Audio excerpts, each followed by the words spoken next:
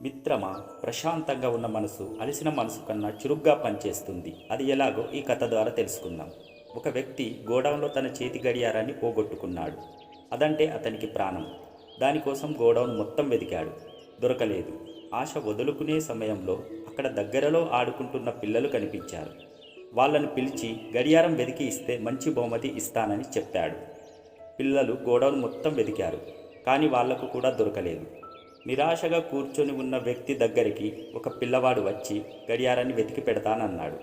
నిజాయితీగా కనిపిస్తున్న పిల్లవాడిని చూసి సరే అన్నాడు. వాడు లోపలికి పోయి గడియారాన్ని వెతికి తీసుకొచ్చాడు. వ్యక్తి ఆశ్చర్యంగా చూసి, ఇంతమంది వెతికిన దొరకనిది నీకెలా దొరికింది అని అడిగాడు. నేనేం చేయలేదు. నిశ్శబ్దంగా ఉన్న ఈ కొట్టులో ప్రశాంతంగా పడుకొని చెవులు రిక్కించి విన్నాను. చిన్నగా టిక్ టిక్ మని వినబడ్డ వైపుకు పోతే అక్కడ కనబడింది, అంతే అన్నాడు.